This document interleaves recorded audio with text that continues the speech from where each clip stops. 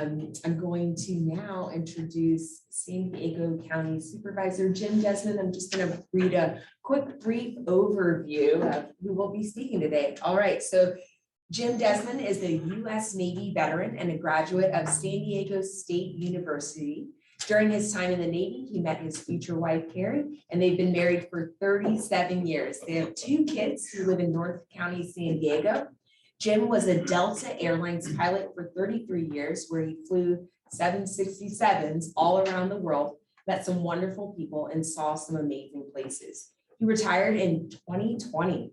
He's never been a full-time politician, instead serving as mayor of San Marcos from 2006 to 2018 while working as an airline captain. Prior to that, he served 2 years as a member of the San Marcos City Council. In the 1990s, Jim started a small business that focused on technical writing called Technical Standards Incorporated, which he sold when he started to become more involved in the community. Along with his duties as a San Diego County Supervisor, Jim serves as a board member for the San Diego County Water Authority, the Local Agency Formation Commission, San Onofre Nuclear Generating Station Fuel Removal Board, and the North County Transit District. So let's give a warm welcome to Supervisor Jim Desmond. Well, now I know what my eulogy is going to be. Thank you, Portia. Well, thanks everybody for being here. 8 o'clock in the morning. Credit to everybody getting up that early and being here. So, fortunately, I'm an Oceansider. Sorry, I'm a newbie, but I have a place now in North Coast Village. We've had a condo there for many years, and then a kid that my wife put me in an old folks home. So I'm at the Ocean Hills Country Club. Just moved in, so we're either end of Oceanside. It's a gated community, and you gotta show your ID and your colonoscopy card. You're in. So it's a beautiful place, and we're just getting settled in there. But so it's great to be part. Unfortunately, I moved from San Marcos. I was there for many years. We raised our kids there, and then we moved there just earlier this year. Moved to Oceanside, so we enjoy it. So I only had a 5-minute commute from the North Coast Village over here this morning. But as Portia mentioned, I'm your county supervisor, and things that nobody warned me there was going to be a pandemic, but here we are, and hopefully we're through it. And no masks in the room, but hopefully this fall or this winter things will be. Hopefully we'll go back into flu season as opposed to pandemic season as we move along here. But as county supervisor, the district just got redrawn. Everybody's districts, just every census that happens, and so the districts got redrawn. I was able to keep Oceanside, hallelujah, and so my district goes Oceanside, Vista, San Marcos, Escondido now. Escondido is new to my district, and then all the way out to Borrego. So we got Valley Center, Fallbrook, Ranchita, and all the way out to Borrego. So it's kind of. It's unique in that we've got I got urban areas, I've got agriculture areas, rural areas. It's really kind of unique in North County what we have as far as we have airports, we have hospitals, we have universities, we got junior college, community colleges, we've got high tech, biotech, agriculture, we've got mountains, deserts, oceans, and beaches. It's really unique in what we have, and so it's quite a diverse group that I represent, and everybody's got problems, but we try to smooth those out as best we can. So some of my focuses at the Board of Supervisors, I'm kind of a back to basics guy. When I was at Mayor of San Marcos, it's streets, it's roads, parks, police, fire, those types of things. Kind of the backbone of the community and things like that. Whereas at the county, we've got a lot more, social issues that we deal with. A third of our dollars, your $7 billion a year, a third of that goes to health and human services. So, which is, nobody really knew what a supervisor did before, but the pandemic kind of brought that out. So county health is one of our biggest areas that we end up dealing with, and with the pandemic, but we also, foster care, we do child welfare services, aging and independent services, just a plethora of things, mental health services, things like that. But what we don't provide in some of those cases, particularly with homelessness and things like that, we have all the programs. We have the programs that we can initiate, and hopefully if people are willing, we can get them into programs, but we don't provide the housing. So we kind of count on the cities to provide the housing and shelter and things like that. And so we've, it's a coordinated effort, but, and we've helped a lot of people to get off the streets. Unfortunately, the ones that are still there, a lot of them will choose to be there, and which is unfortunate, which is not a good decision, but that's where we are. But, I think we need to focus. We've been focusing at the county. We should leave this to the congressman's office. We've been focusing on we spent 6 hours in the last 2 meetings on the definition of a woman.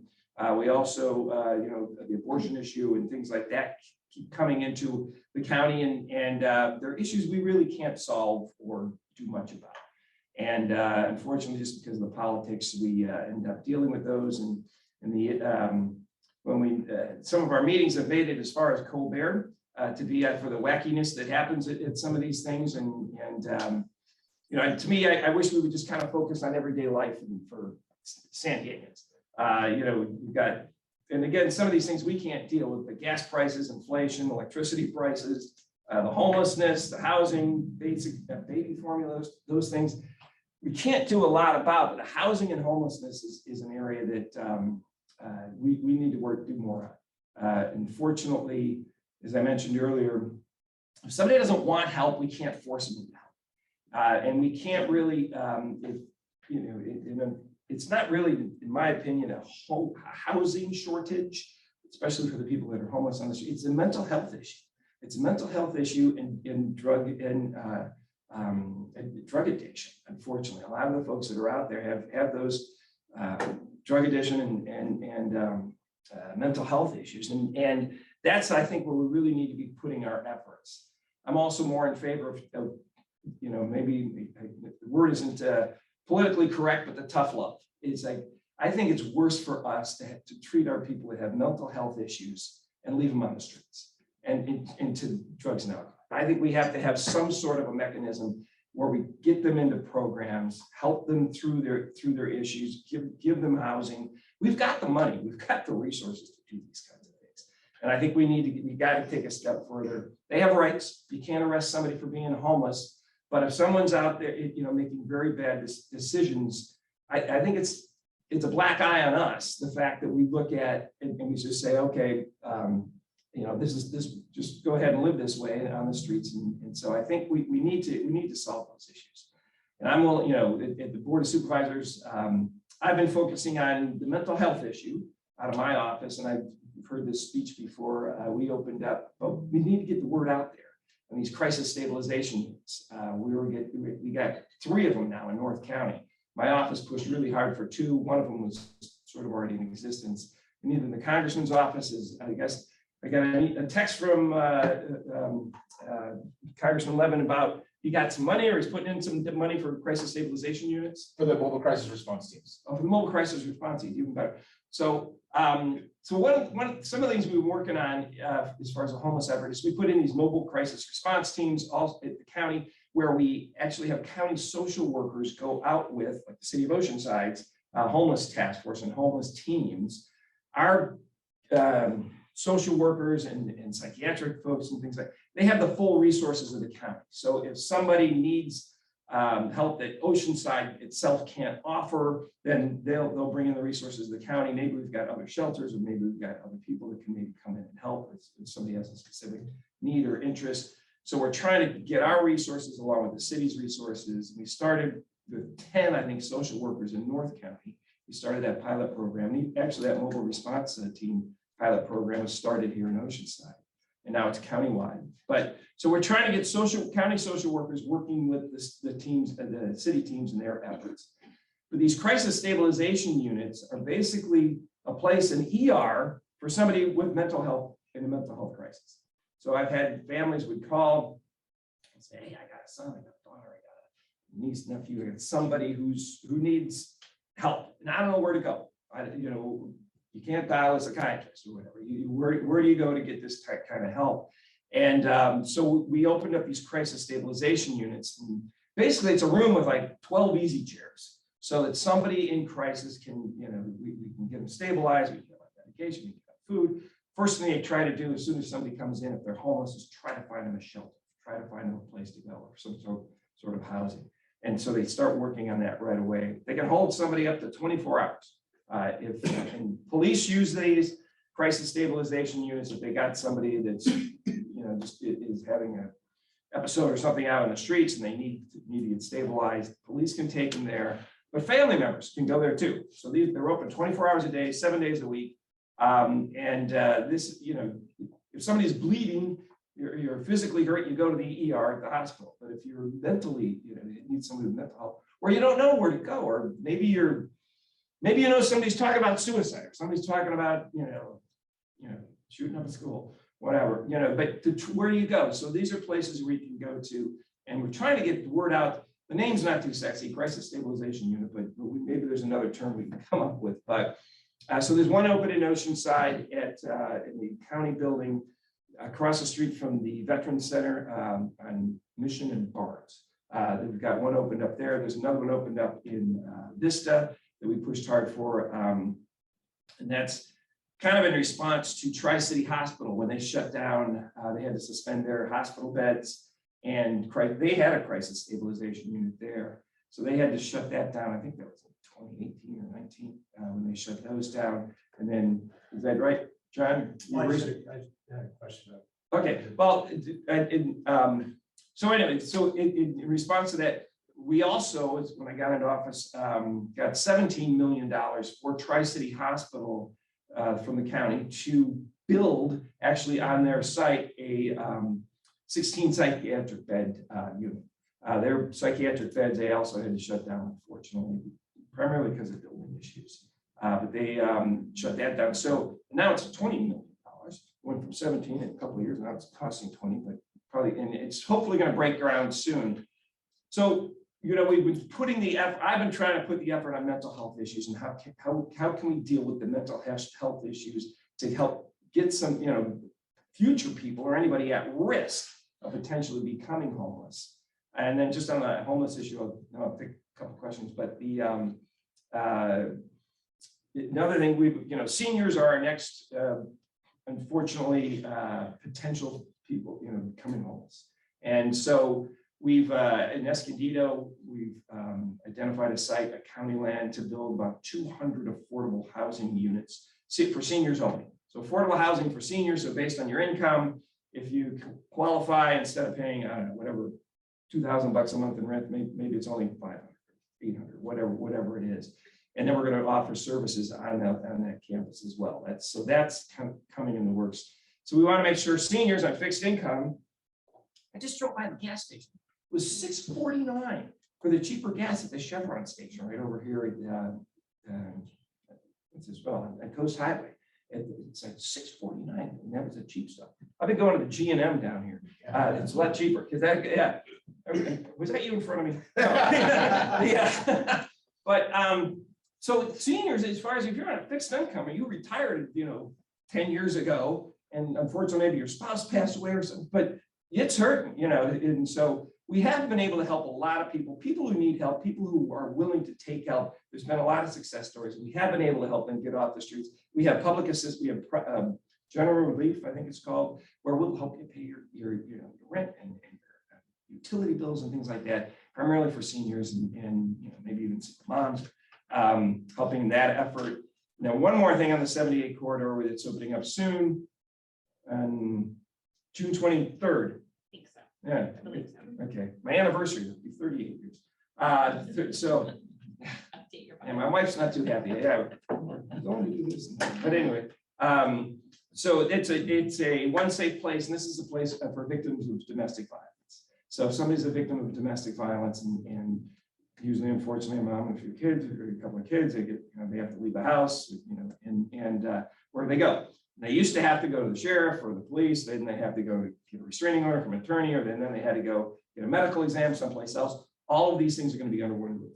And so it's in San Marcos, right behind Ashley Furniture and Restaurant, or right on the 78 Ashley. You see the Ashley Furniture, the backside is a huge warehouse. The county is renting that from Ashley and putting in those facilities so that people have a place to go. So we've been, myself and Summer Stephan, actually it was bigger her push, but I also helped that effort and trying to get that in place. So we've been working hard on the mental health issues. But John, you had a question? So on the crisis stabilization Yeah. units, is there a fee to use that? Get billed I don't like think a so. hospital does? It built like a hospital. It does bill like a hospital.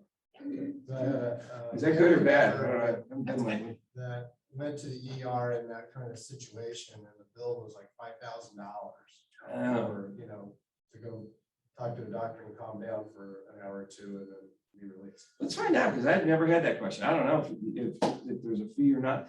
I think a lot of the patients being seen there either have insurance or have Medi-Cal. So, well, I mean, they're not gonna turn anybody away. It's sort of like an ER too. I mean, if somebody's got that issue, or if the police bring somebody in, but, and even if you want just a consultation, I mean, people can do that. So we've got places to go. Nobody knew where to go for those types of services. Anything else on homelessness? I know Oceanside has your issues as well. And I know you're trying to do everything, and the police are trying to do what they can to help those who want help. Yes. Can you bring up your fentanyl roundtable for?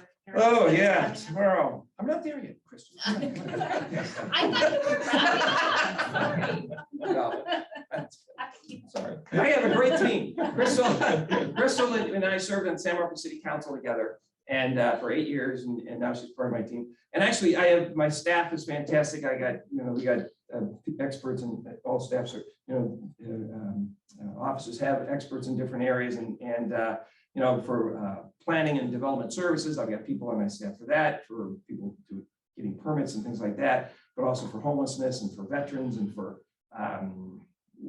police and all those. What else do we have?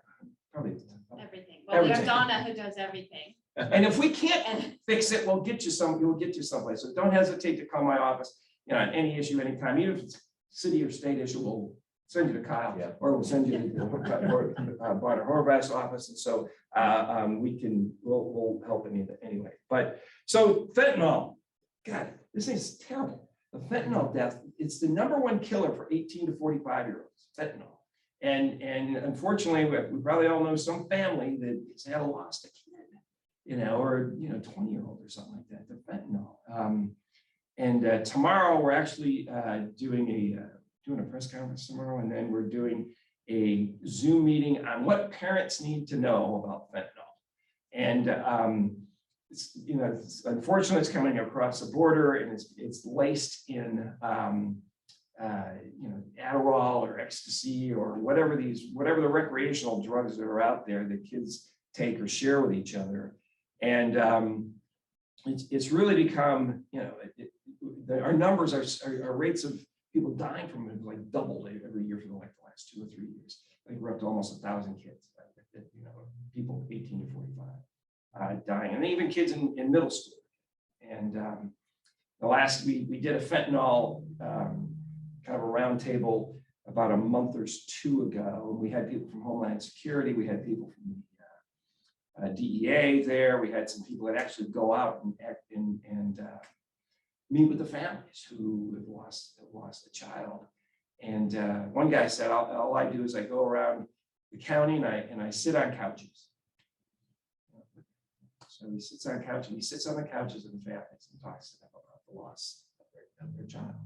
And how, you get the laced fentanyl into these drugs, and kids, it's really a bad thing. And it's not, your drug dealer that, back in the day when I was younger, the picture of the drug dealer hanging out on the street corner and, saying, hey, do you want some of this? Or wearing a trench coat, whatever.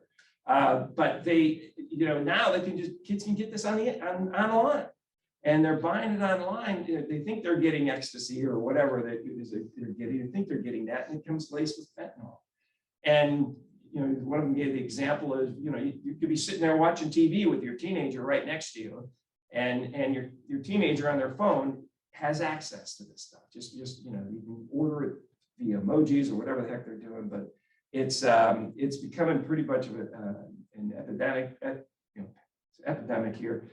on the fentanyl issue. So that's one of the things we're trying to raise attention for parents, to talk to their kids and say, hey, this stuff can kill you. I mean, it didn't used to be that way, I guess, for some of these drugs, but you just don't know what is laced. So we're going to be doing that in town hall on Wednesday night. Talk to your kids about, or how to talk to your kids about fentanyl. And it's not just going to be me speaking. We've also got several experts. We've got the medical examiner, and again, we've got some people from who else? Homeland Security and then the DA. And the DA as well. So we're trying to get word out about to parents that this stuff is bad that's out there.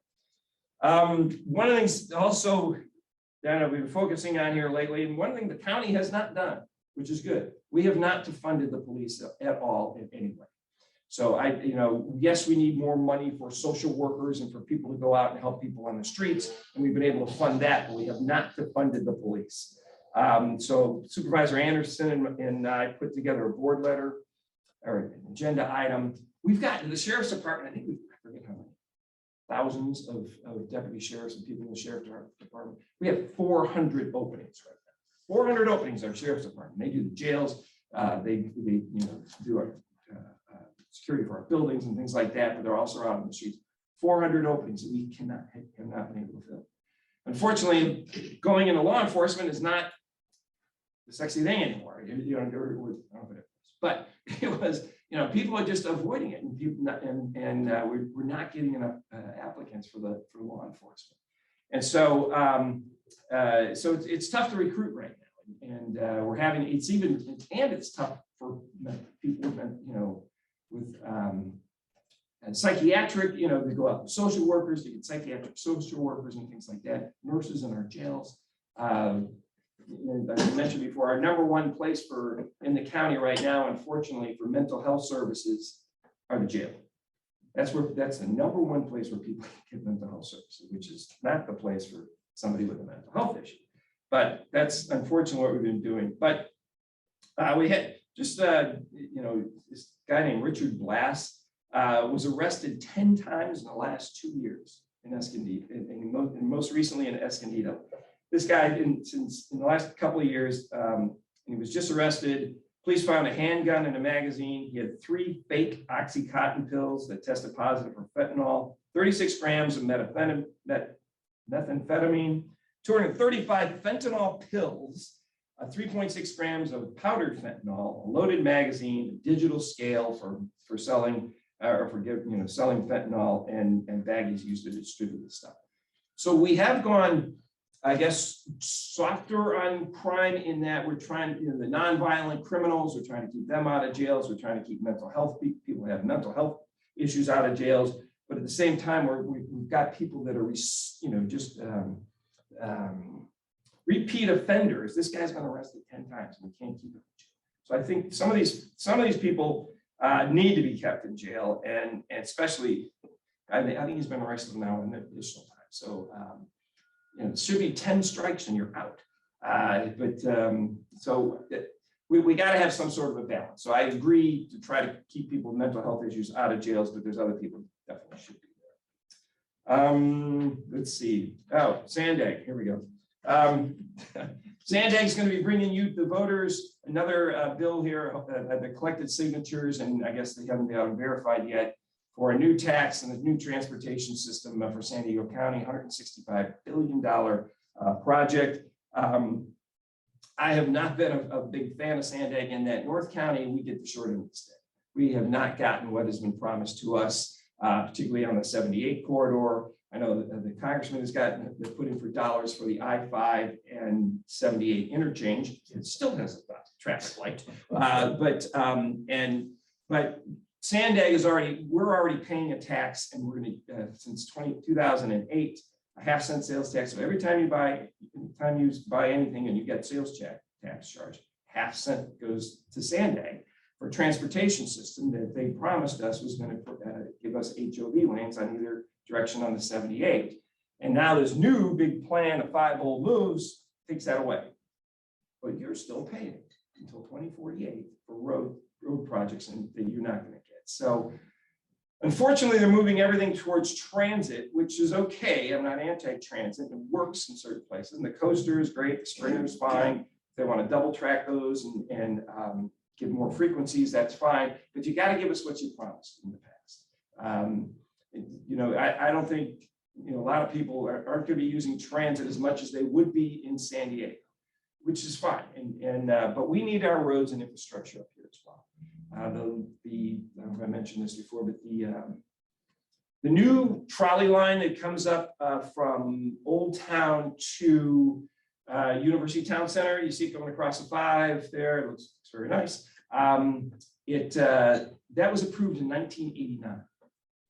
And it got done and it opened up in 2021. So it was 32 years it took for that project to get completed. And the Santa's promising all these trains and buses and everything, all these projects will be done in like the next 15 or 20 years, which is ridiculous. I think we do need a better transportation system, and I think technology is where we should be leaning, putting our efforts, technology in the roads, technology in vehicles, so that more autonomous vehicles, more electric vehicles is where I think greenhouse gases are going to be cleaned up with electric vehicles. Using our roads more efficiently through technology. I think, you know, it took 32 years for that one track line to open up. Technology is going to evolve 20 times over, I think, in that amount of time. So that would mean it took 32 years, and even it takes longer now to build something, just because of all the CEQA and all the environmental issues and things like that you have to deal with. One thing though we have to do is get those train tracks off the Del Mar bluffs. If you ever ridden the coaster downtown, you look out the window, you go, oh my gosh, it's sitting on sand. But pillars that are stuck in the ground now as well. But the train track off of the Del Mar bluffs has to be. So I just want to make sure North County gets its fair share and its due, particularly from San Diego. They haven't done that in the past. They haven't fulfilled that. So I know we've got some different opinions in the room, but I am not in favor of giving them any more money until they give us the promise they promised last time. So, but hey, one of the things we have been doing, grants. I get money for grants. I get to give away money.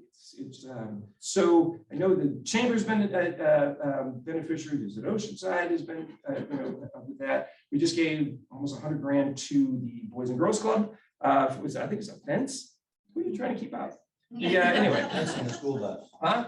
Yeah, a school bus. We got you the fence or the school bus a couple of years ago, right before COVID, and you couldn't use it. But and then the fence, and then other things. I know we've been able to give dollars to grants. So yeah, we gave 100 grand. Actually, some of that was ARPA money. It was kind of a mix of federal dollars and the the grant dollars I have. We just gave $125,000 to the Oceanside Police Officers Association, where they, I guess they're going to be redoing a classroom in some of their offices, and I think they got another 125 grand coming soon. The Operation Appreciation, we gave 25 grand to that. So we've got grant dollars, so we need people to apply for it. If your business has any sort of COVID in damages, or you lost money, or can say I got like a 900 grand that we haven't been able to give away yet for businesses that have been affected by COVID. So if you know somebody there, you can figure out a way to weave that into your application. We've got dollars still for COVID, for businesses for COVID. And one of the things that I focused on for those dollars, particularly the COVID dollars, we got, I think in the last couple of years, like 6 million or something to give away for businesses. I focused on chambers of commerce. I focused on Boys and Girls Clubs. I also focused on businesses as storefronts. We didn't want storefronts closing down. So if there was a business or a restaurant or a bakery or whatever, we didn't want boarded up windows in towns and things like that. So that's where we put our efforts towards. We kind of gave the bulk of those dollars out to those entities, and then we were able to help. We gave out like $5,000 to a lot of businesses. We kind of had to spread the peanut butter around, but those were the focuses that I had. And I'm kind of it. I've been rambling for a while. Do you have any other questions? Heck, the county supervisor does, whatever. Yes. So, more of a comment, just to bring your attention, you mentioned the staffing issues with the sheriff. Yeah. Planning and Development Services and Department of Public Works is really in crisis mode. They have lost so many people. They can't process permits. We have a backlog of over 100 permits that date back to February that we can't get through because they don't have people to process them. So I just wanted to make you aware of that. We're working with Jeff and Ada down there and Nadia Lynch on what can we do to help them in terms of processing those permits. And one of the ideas is to have an annual permit that if it meets certain criteria, then we pay an annual fee. The county gets their money. AT&T just gets to go do it. We don't have to wait 4 months for it to cycle through, getting put into a mechanized system, having somebody review it on the planning side. Then it goes over to the Department of Public Works for a traffic control permit because we want to access a manhole or climb up a telephone pole and move some conduit from an SDG pole to an AT&T pole. We got to move it 2 feet. But it takes 4 months to get somebody to say it's okay to do that. So I just wanted you to be aware that there is a crisis in terms of staffing over there, and they need some help there. They're bringing in contractors, and then they gotta train them up, but it's not a permanent employee, and so it's not a long-term solution. So, well, you're right, and well, one of the things, hopefully, I mean, we have a new contract with the employees and employee unions, and they're going to be getting a pretty good bump, and so I'm hoping that might help entice other people to come in if they've got. The benefits are already pretty darn good, but yeah, we're having, just like everywhere else, we're having those types of problems. But that's a good idea. Maybe there's if there's ways, if you talk to Darren, my chief of staff, Darren Bretler, came from Planning and Development Services. Have you talked to him about that? no, we've been working directly. Well, if we could make it more, not to get too far, more universal, so it's not just AT&T, but Cox and maybe some of the other public utilities that have, so that we maybe make that, maybe we do a pilot or something like that with maybe one, but try to make it more universal for others. So, yeah, it's a good idea. I'll set you up with Darren. Yeah, we're working on it. I just wanted you to be aware. Okay, all right. Yeah, well, Davia Lynch is actually head of our planning. Well, she's not head of planning development services. She used to be working at San Marcos. So she was very good there. So she's a good one to have, but she needs help. And every department, unfortunately, we're having issues with just like everybody else. Anything else? Connie, did you have a question? What, Well, here on Mitch, well, I was gonna, okay, go ahead. I was gonna ask how's 7-0 going. Okay, I don't know, you tell me. Actually, I've been working very well with Congressman Levin's office on getting rid of this spent nuclear fuel and getting it off the Marine base, hopefully someday. But for those of you who don't, Congress was supposed to name a site for the spent nuclear fuel to go since the 1960s. And they had one picked out begrudgingly, I guess, by the state of Nevada, Yucca Mountain, and politics changed. And now we don't have a repository for any of this spent nuclear fuel from commercial. Military has sites. They won't tell us where. But for commercial sites, there's several in California. San Onofre has actually been shut down since 2013, and it's in the process of being torn down over the next several years. But the spent nuclear fuel is being stored on site. And it was never built to have spent nuclear fuel stored there. And especially, I don't know, just 100 feet from the ocean. It's in these big canisters, big, huge stainless steel canisters, I think, and then stuck into cement. But these canisters are only built to last 100 years. Spent nuclear fuel is going to be thousands of years. So we got a problem coming in 100 years, or the next generation may have to deal with. But we don't have a repository. We don't have a site to go to. And then, that's just one of the issues. And then even if, let's say we did have one, no city wants it run through their town on rail or anything like that to get rid of it. So It's going to take congressional action, and I know the congressman has got a bipartisan group of legislators to hopefully, try to move that needle, to push that a little bit further. The Department of Energy, I forget her name, Granholm, she came out and visited and looked at the site and agreed. They came up with a request for information that they've sent out for what's the term? Consent-based. Consent-based, yeah.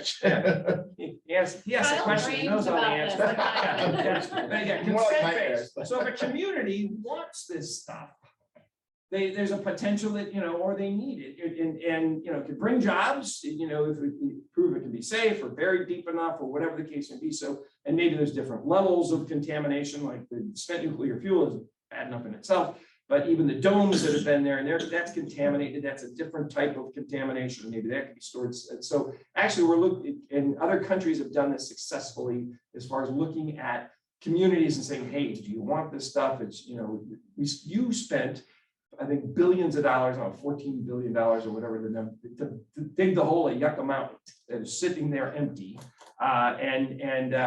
Every time you've used that electricity, you paid your SDG&E bill, you've already been paying into a site repository fee, to where to put this stuff. So there's like $40 billion sitting in this in a pile of money that to actually create a site somewhere. But nobody, I don't want it in my backyard. No, nobody, there's anybody else. So there's two different. The congressman has a task force. I'm also on another task force that's more of a community-based one. We're trying to get information out to the community and to people in chambers of commerce. I mean, this thing's right up the road, and eventually we're supposed to get it off of the Navy, off the Marine Corps base. I think the Navy owns it or whatever, but and tear that whole thing down because, like I said, it was never built that way. So there is some movement, and I'm glad to hear the congressman is actually pushing for that, and that. So. It's like moving, the mountain up, the boulder up a mountain, and if we can move it a little bit, that would be great. But we got to do something. I mean, as a country, we just can't just keep this stuff stored on site in 100-year canisters for this stuff that's going to outlast the canister many years. So, yeah, that was a good note. All right, but I think there's a lot of potential out there.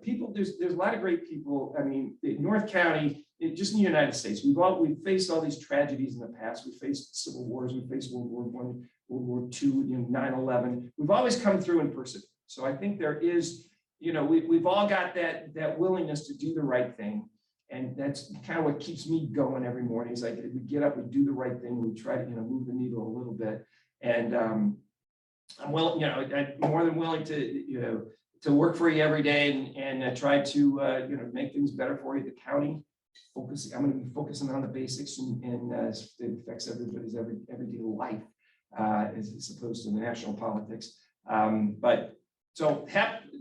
Thanks for having me today. Yeah, you got a question? Just really a comment on addressing the state of homelessness. Yeah. Just we at the Rescue Mission have been working with the city of Oceanside Good. here, and we're excited to offer the first transitional shelter full time in the city here. Say that again. So we're going to be opening the Oceanside Navigation Center Okay. at the former Ocean Shores High School here in Okay, good. Oceanside, and we work with the city to create that flow that someone experiencing homelessness has a place to land for up to 30 days, and then it's our impetus to find out what their next best step is and partner with resources in Oceanside and throughout the county to place them where they can really have that long-term rehabilitation. So what's your biggest obstacle to that? There's not enough place. Where do they go after that? Well, in some cases, we might be able to transfer them down to our facility in San Diego, which is a long 12-month rehabilitation program. Okay. But then that might not be the best fit for everybody. Yeah. So like to your point, those experiencing behavioral health issues or mental health issues, we want to find partners here in the area where they can really help in that setting. It might be as simple as getting a place to land until they can get a job, or until they can have all of their DMV paperwork taken care of, or whatever the case might be. We find out that it's a one life at a time situation. And so, but we want to be a really good shelter experience. Good. Well, thank you. For these folks, and we're looking forward to having a site ready. We're just starting renovations now. So demolition is set to start at the former Ocean Shores High School. The city is going to take care of the renovation, and then we'll operate the program once the site is finished. And Has the county been involved with that, or not to my knowledge in the county. do you side. want it, or you want to stay out of the way? Well, I think our partnerships with the city.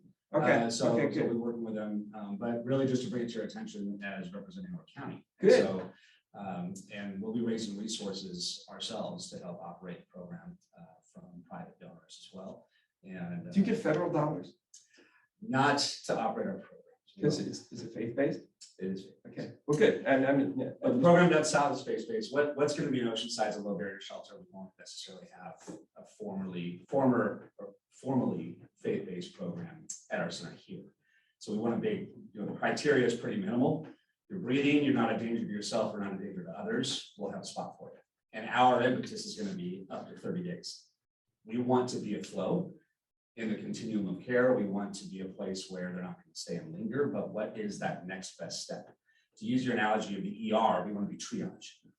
Yeah. We want to help meet someone where they're at and then find whatever that next best step is. good. So is it a family first type situation or no? In other words, can they keep using when they're in? We won't allow on property. We'll work with Oceanside Hot Team, and so it'll be a referral service where the Hot Team will refer people to our facility. And we'll Okay, work. Kyle, we need money for these types of organizations. I agree. We actually did get money for the actual construction. Yeah, the city of Oceanside. Okay. There's funding, yeah, for the actual site renovation. I should have mentioned that. And then once we take it on, we'll lease it from the city, and then we'll operate the program. It's my understanding that HUD won't give dollars to somebody Right. that's faith-based or somebody Yeah, that doesn't allow drug or it alcohol is an use. issue with HUD. Yeah, it's Yeah, an it's- administration thing. Yeah.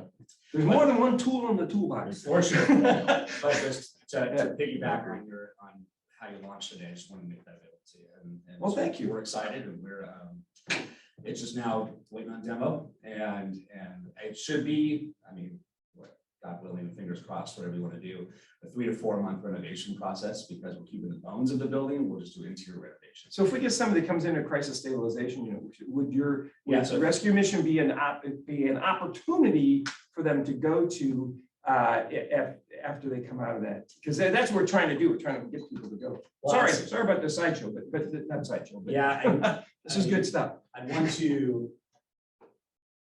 I want to revisit kind of our permitting use Yeah. with the city of. Yeah, because then, Oceanside. because you might get Because it's people a out from outside. Oceanside Hot Team referral.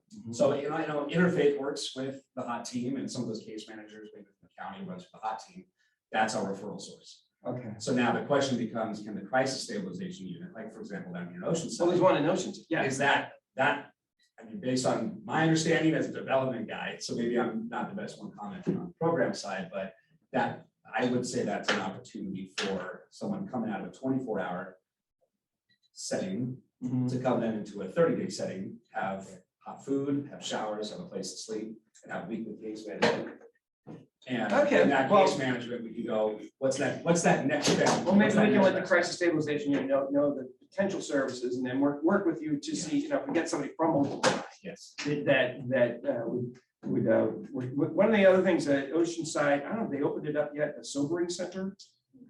McAllister. So McAllister, so they've been operational, and we've been a partner with theirs for a lot of years. And so they're another hot team source. Yeah. And Oceanside PD source. And so if maybe we're not the best facility, McAllister's a great facility as well. Yeah. But that's what we're excited about. Oh, So good. Good, by the end good, of good. the year, we'll have beds in the county for those experiences. Well, thank you. Good, because it's, that's kind of, we're in the program business, but we need places for them to go. We have the unincorporated areas, and that's not where most of the people want to go. One of the things, we are putting dollars in, the city of Oceanside came to us, and I don't know, 150 grand or something like that a year, 160, to help offset some of the costs of the McAllister Center. So we're putting in dollars, and actually I'm trying to get the county to put more dollars towards that effort to kind of help the city of Oceanside, focus on streets and roads, those types of things. I saw a hand going up. Yeah, Robbie. No question, just a comment. want to thank you, Supervisor and Krista, for all that you're doing out in the community. It's great to see you guys out there. Good. So thank you for all the work that you're doing. We work for you. Well, Hey, all right, you were late. So I have to start all I was over? listening the whole time. I have to start all over? Okay. Kevin, I'm one of the board members here, but, so I have a small little restaurant, down here, and I opened in 2020, so I do want to thank you for, was my comment for my question. I Okay. do want to thank you for guidance during that time. It was, about the most rough road you could possibly. Yeah, you just opened up. Holy Yeah, cow. it was so fun. So, I'm also in the fire service up in LA. That's what got me late. So I'm down here and I deal with homeless clearly on a multiple times a day. And what I've come to really realize is that there is that segment of the population that do not want to seek shelter. They're a younger group now. Oh. And they seem to, they thrive off of criminal activity.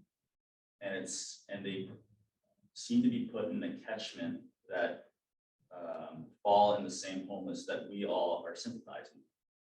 But when, like, for example, at my restaurant, when those individuals come by, it's not just someone seeking like some food or a meal or something. They're getting dramatically more aggressive, and it's just a different scene. And I don't know if within this leadership, are there policies or strategies or tactics that are trying to be developed in order to solve those issues?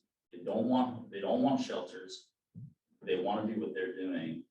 And it extremely disrupts, where I'm at. I see it with residents up in West LA where I work. Well, I don't think there's enough. I mean, like earlier, it's mental health is kind of where, it's not the low hanging fruit, but that's, where we've been able to put a lot of our efforts into. But you're right, we're stuck with the folks that just don't, or are refusing help. And then I'm all in favor of a more type of custodialship or something like that. It takes, especially somebody who's addicted to drugs and alcohol. It's like, okay, you got to get off this stuff, or we'll help you get off. I just think but you're right. And then people are getting more aggressive, and then they're ending up in our jails, and our jail suicides. I think what's difficult is that they're not going to jails and they get, Well, because of yeah. the policies are set. So Yeah, we had a guy arrested 10 times in the last 2 years. Yeah, you're right. So we have, the pendulum's kind of swung towards more leniency, but I think, especially for the repeat criminals, we gotta, either get them help or get them in jail, or some type of this. We're stuck in that you can't just arrest somebody for being homeless, and unfortunately then they commit a crime, then they go into jail, and that's not the best spot either. I think we need some higher level of, and I'm willing to fight for it and work for it, some level, higher level of custodialship was where you are making the wrong decisions. You have a mental health issue.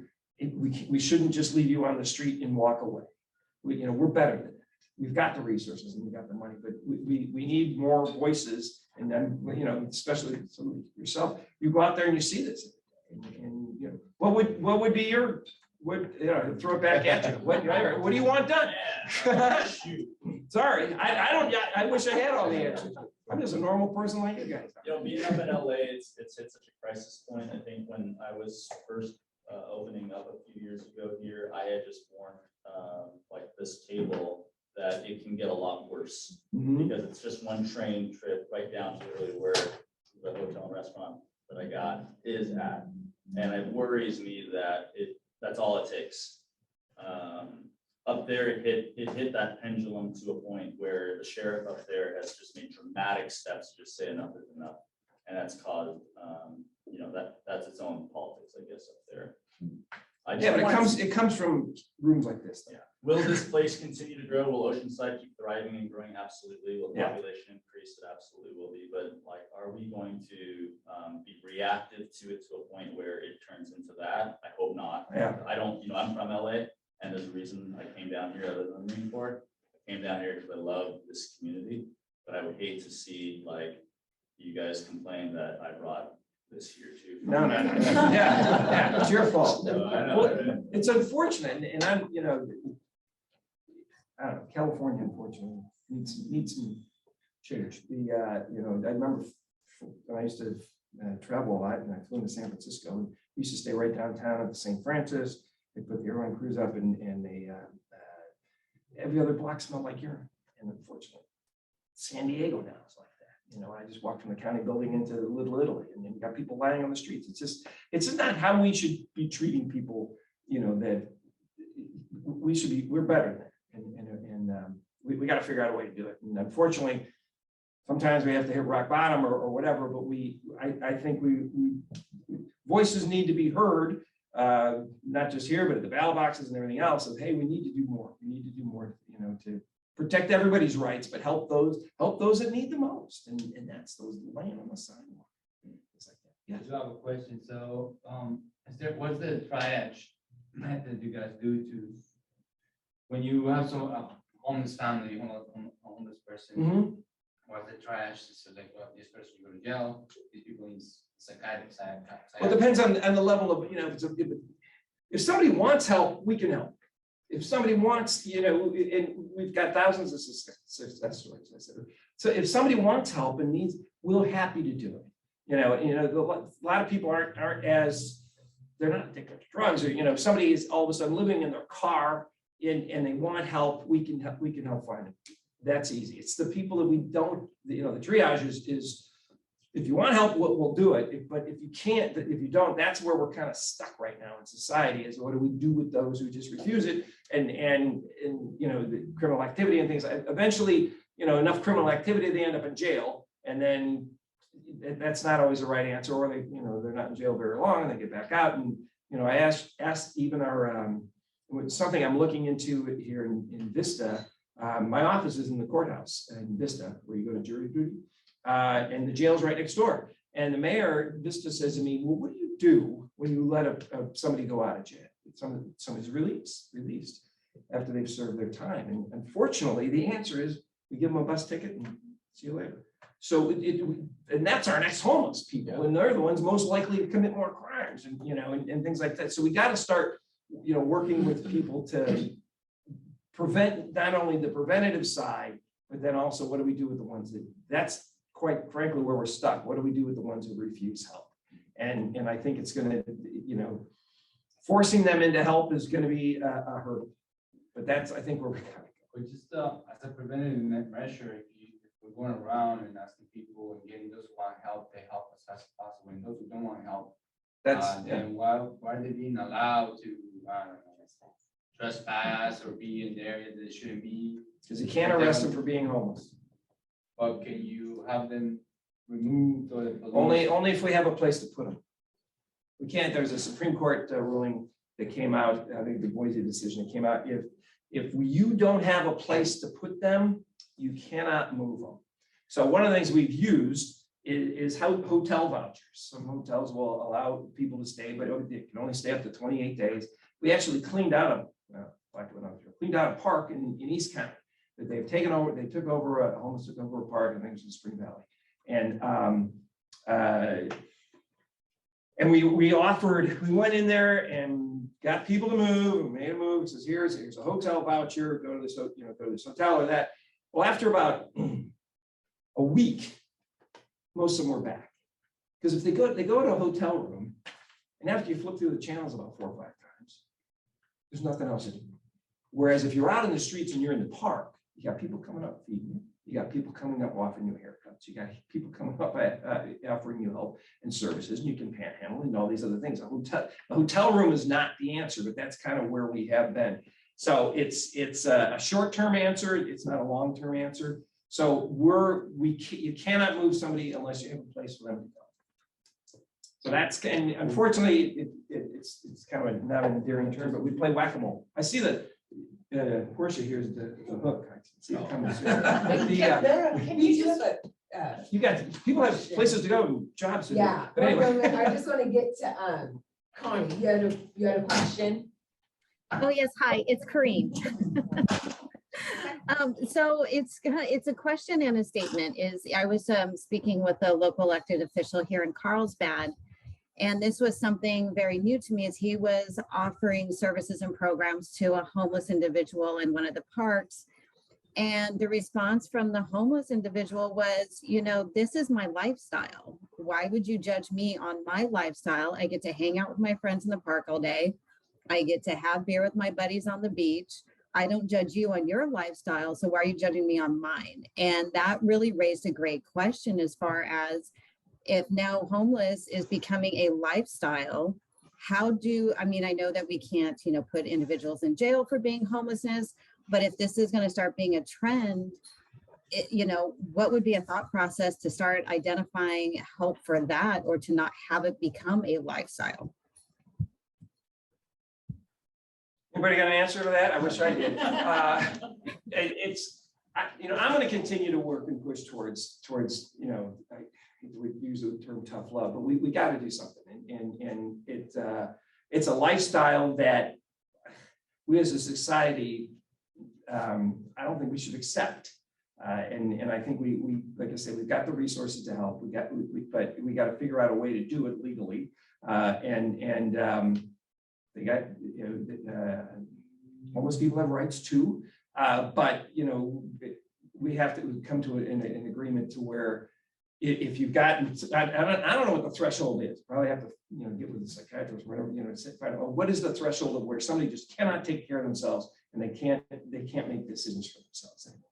And that's the people. Then if we can measure that, I don't know if the rescue mission, if we can measure that, then maybe we can start applying more services or programs and unfortunately force it. And really just a common, we've found experience, and sometimes it's a slower process, but it's really just built a relationship. Yeah.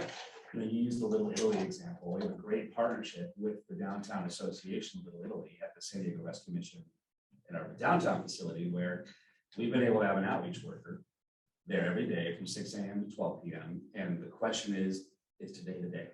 Yeah, if they're ready for help. She's been able to make relationships with folks that sometimes are those just like they're most comfortable being homeless on the streets, but we've had success because she's been able to make a relationship. Well, and Oceanside PD is doing that as well. Yeah, I know that they've got a team that's trying to build relationships, and yeah, you're right. It's today the day. But if you get overwhelmed and there's too, we're almost getting to the point of where it's like, okay, nothing.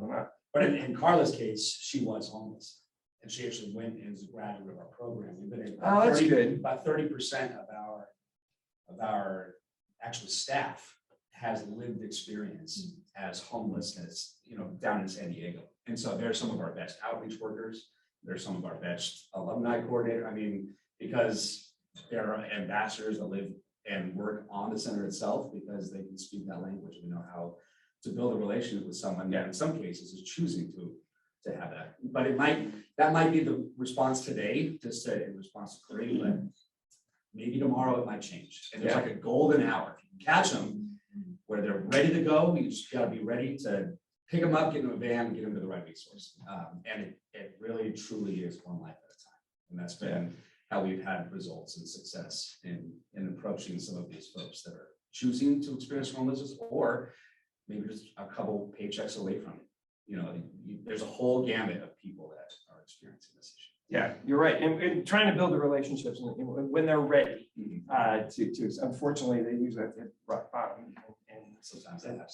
Yeah, but no, you're right. And that's, I know many of our teams and everybody else is trying to do that same effort, is doing the outreach and being, a friend. And even our gang task force, we've got former gang members on the gang task force, and they're the ones people will listen to. Future gang members will listen to. It's like, hey, I've been there, done that, and like you said, you're right. If somebody's formerly homeless, and then got through the system, came out the other side, and you're right. They're the ones that people will confide in, and I think that's big. Okay, I got stuff to do. Anyway, what else? What do you got, John? You started this. You get the last question. Go ahead. So Congress has passed an Infrastructure Investment and Jobs Act, $46 billion for internet, for building high-speed internet out to places that don't have it. Obviously, the county has a lot of unincorporated land and the least penetration of fiber in that. So I know the county put out an RFP and hired a firm to decide how they're going to spend the millions of dollars that are coming your way. Just wondering if you heard any updates on that, when that's coming. I don't know. We're pushing fiber into all the neighborhoods that we can where it's financially feasible to do so. But in unincorporated areas, Borrego Springs, Ranchita, your other areas, it's just not financially feasible to make an investment out there. I don't. you use Yeah, but we private have to dollars. for the kids and stuff in school and things like that. So, We have to. yeah, So when that yeah. money becomes available, we'd like to partner on that to do that. I'm sure the other ISPs would. I just wondered if there's any update on that. We can find out. Yeah, we can I'll find out. John, I haven't heard any updates. Well, thank you. This is very, very good for me, to hear from you as well. And we've got work to do. We got to do it compassionately. But things, I think, the homeless issue the pendulum needs to start swinging that way. And for those who want help, we're absolutely willing to help and do it in the best and easiest way, but or most compassionate way. And we'll continue to push for that effort. And so your businesses can stay open, and we set a good example for our kids instead of them seeing how we treat people with mental illness. It's terrible. So thank you very much. Thanks, Awesome. Portia. Thanks for your time.